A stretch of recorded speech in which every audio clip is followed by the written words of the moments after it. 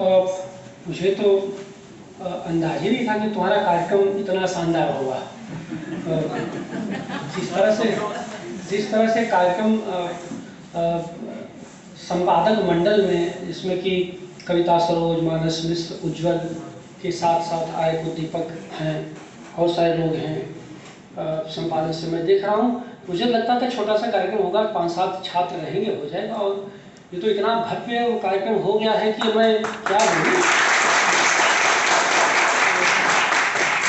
ये चूँकि हिंदी दिवस पर इस कार्यक्रम को होने की व्यवस्था थी, शायद इस नाते वो कार्यक्रम कुछ पहले से तय थे, लेकिन इस पर तो बाकायदे स्वतंत्र आयोजन होना चाहिए था, और भविष्य में कभी इसका अवसर मिलेगा तो आप लोग कीजिएगा, क्योंकि आज मुझे इतने लंबे समय तक लिखते पढ़ने के बावजूद आज आपको देख करके पहली बार आभास हुआ कि उपस्थिति और अपेक्षा में क्या अनिवार्य संबंध है। यानी आपकी उपस्थिति ये बता रही कि इस पत्रिका से अपेक्षा क्या है। तो ये बहुत बड़ी चीज़ होती है, क्योंकि इतने नौजवान साथी यहाँ पर आए हुए हैं। पहली बार मैं देख रहा हूँ इस सभागार में एक भी कुर्सी खाली नहीं है, कुर्सी कम पड़ गई है, तो कोई भी कुर्सी खाली रहती थी। तो इसी तरह से आप की उपस्थिति और पत्रिका की प्रस्तुति दोनों ही इतनी खूबसूरत है कि अपेक्षाएं तो बड़ी हैं, और इनके प्रधान संपादक पर अब दबाव तो बनेगा। मैं मानस पत्रिका को जितना देख पाया उसके हिसाब से मैं तो इसको इस रूप में देख रहा हूँ कि इसका प्रकाशन हिंदी जगत के लिए आज हिंदी दिवस पर एक बड़ी घटना है, जिसे एक परिघटना के रूप में दर्ज करना चाहता हूँ। ये एक तरह का फेनोमेनल प्रेजेंस है, एक बड़ी परिघटना है यह जो है, जिसमें कि प्रतिभा के सर्जनात्मक विस्फोट का आधार प्रस्तुत किया है इस पत्रिका ने। कह सकते हैं ये पत्रिका प्रतिभाओं के, युवा रचनाओं के सर्जनात्मक विस्फोट को आधार भी देगी और उसका आधेय भी बनेगी। तो इस रूप में मैं आपको शुभकामनाएं देता हूँ। खास बात यह है कि इस पत्रिका को जितना उल्टा पलटा, उसमें यह भी मैं देख पाया कि इसमें इसके मानस में मनस भी है और मनुष्य भी है। मानुष नहीं, मनुष्य शब्द होता है, मनुष्य का ही रूपांतरण होता है। इसमें मनस भी है और मनुष्य भी है, और इसी कारण यह पत्रिका एक मनोज्ञ पत्रिका है। इसको मैं दर्ज करना चाहता हूँ, और यह इस कारण से मनोज्ञ बनी है कि यह पत्रिका में मनन और चिंतन की अपार संभावनाएं मौजूद हैं। अभी इसकी शुरुआत है। तो ये पत्रिका जिस भी मानस से आई, लेकिन इसमें जो इसका मनन, चिंतन और इसकी जो सर्जनात्मकता है वो बहुत काबिल तारीफ है। और चूँकि बहुत विलंब हो चुका है, इसलिए हम लोग इस पर बहुत लंबा व्याख्यान नहीं दे सकते, लेकिन अरे बैठा हुआ तो मैं नोट कर रहा था, तो तुलसी की मुझे एक चौपाई याद आई इस मानस को देख करके। असमानस मानस चख चाही, भई कवि बुद्धि विमल अवगाही। ऐसा मानस आपने दिया है कि जिसमें हृदय की आंखें तल्लीन हो गई इसको देखने के लिए।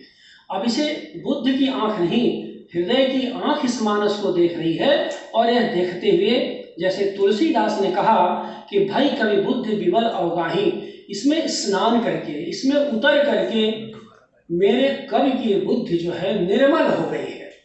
तो आपकी पत्रिका देख करके, आप इस पत्रिका को देख करके मेरी कवि बुद्धि भी निर्मल हो गई है, धुल पुछ करके बराबर हो गई, साफ सुथरी हो गई है।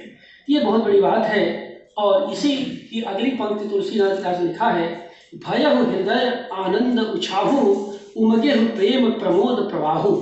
भयहु हृदय, मेरे हृदय में आनंद उछाहु, अपार आनंद हुआ है आपकी इस प्रस्तुति को देख करके। तो भयहु हृदय आनंद उछाहु, उछा उमंग उमगे प्रेम, हृदय में प्रेम उमजा है, प्रमोद प्रवाहु आनंद।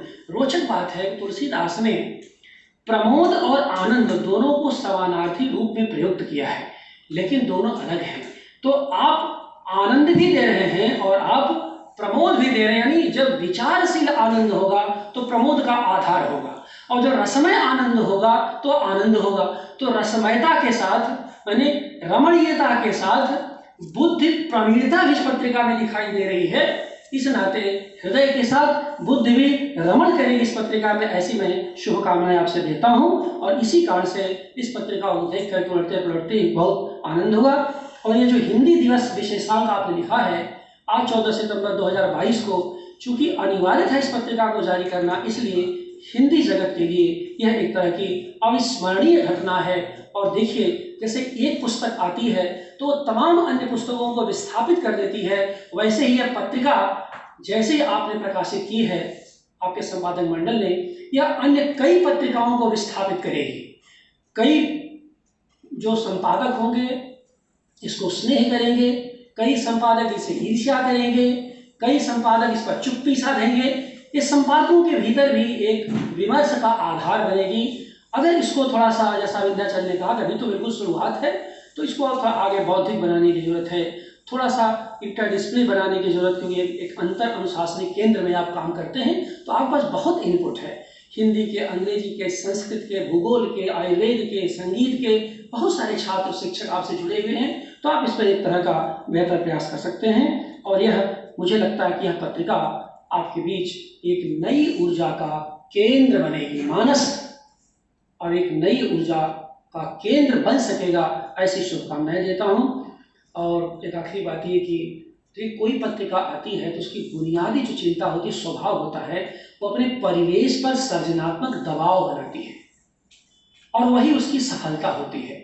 यह पत्रिका अपने परिवेश पर, अपने परिसर पर सृजनात्मक दबाव बना सके, यही मेरी शुभकामनाएं हैं। और मुझे लगता है कि इस दृष्टि से यह पत्रिका अत्यंत सफल पत्रिका होगी, रचनात्मक विस्तार करेगी, क्योंकि 2-3 चीज़ें पत्रिका के लिए, मेरा एक लंबा अनुभव पत्रिका से रहा है, 2-3 चीज़ें होंगी। एक तो ये कि उसको बहुत लोकल नहीं बनने देना है, बहुत स्थानीय नहीं बनने देना है, लेकिन अगर उसे राष्ट्रीय बनाना चाहते हैं तो इसका मतलब ये नहीं कि स्थानीयता उपेक्षित हो जाए।